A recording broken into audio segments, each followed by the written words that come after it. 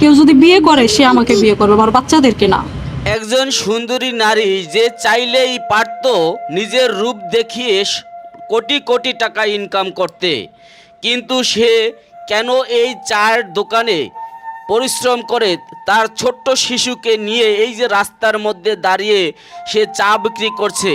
প্রিয় দর্শক, এমন কি ঘটনা ঘটে গেল? এত সুন্দর একটি চাওয়ালি সে চা বিক্রি করছে, সে তো চাইলেই পারত নিজের রূপ ও গুণ প্রদর্শন করে কোটি কোটি টাকা কামাতে। তো সে কেন চা বিক্রি করছে, আসলে তার পরিচয় কি, সম্পূর্ণ জানাবো আজকের এই ভিডিওতে। আসসালামু আলাইকুম। ওয়ালাইকুম আসসালাম। কেমন আছেন? জি আলহামদুলিল্লাহ ভালো আছি, ভালো আছেন? এই তো আছি ভালোই, কিন্তু আপনার এই বিষয়টা আমার দেখে খুব খারাপ লাগতেছে যে এই যে ছোট বাবুটা কোলে নিয়ে একটি চার দোকান দিচ্ছেন। তো আসলে হঠাৎ করে চার দোকান দেওয়ার কারণ কি? আপনাকে তো মনে হচ্ছে না আপনি চায়ের দোকানদার। না, চার দোকান দিছি তা না, চার দোকান কিন্তু আমার না, আমি এখানে কাজ করি। কাজ করেন? হ্যাঁ, আমি কাজ করি এখানে। মনে করেন এই দোকানটা মালিকের, দোকানের মালিক আছে, আমি জাস্ট কাজ করি আর কিছু না।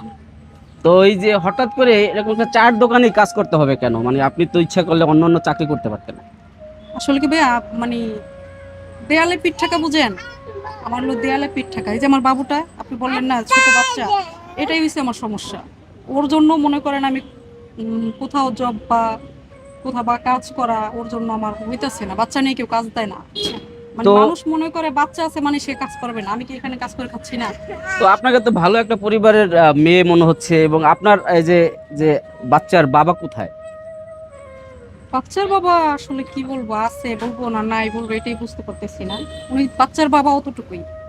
মানে একটা বিষয় থাকে যে যখন কোনো সংসারের একজন কর্তা, যখন বাচ্চার বাবা যদি না থাকে, তখন একটা পরিবার অসহায় হয়ে পড়ে যায়, বাধ্য হয়ে বাচ্চার দেখাশোনা করার জন্য নিজেকেই লড়তে হয়। তো সেক্ষেত্রে বাচ্চার বাবা যদি বেঁচে থাকে বা বেঁচে যদি নাও থাকে, মানে কি ঘটনা ঘটছে একটু বলবেন? বেঁচে আছে, অবশ্যই বেঁচে আছে, কিন্তু সে আমাদের সাথে নাই আর কি। মনে করেন উনি আর কি বিয়ে করছে, তো কি বলবো ওনাকে নিয়ে আমাকে কোনো প্রশ্ন করেন না। শুধু আমি এতটুকু বলতেছি যে আমি যাই করতেছি, আর আগামী তো যদি কিছু করি আমার বাচ্চাদের জন্যই করবো। তো এখন এই যে চা বিক্রি করেন, আপনার দৈনিক ইনকাম কেমন আসে? দৈনিক ইনকাম আমার, ইনকাম তো আছে কিন্তু আমার কিছুই না।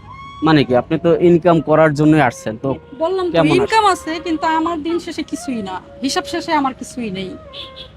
মানে বিষয়টা একটু খুলে এই যে বলবেন। যেমন ধরেন এই যে এই দোকানটা আপনি বললেন যে দোকানটা, এই দোকানটার একটা মালিক আছে, তাকে দিতে হয় প্রতিদিন 500 টাকা, আর রোড খরচ আছে 220 টাকা।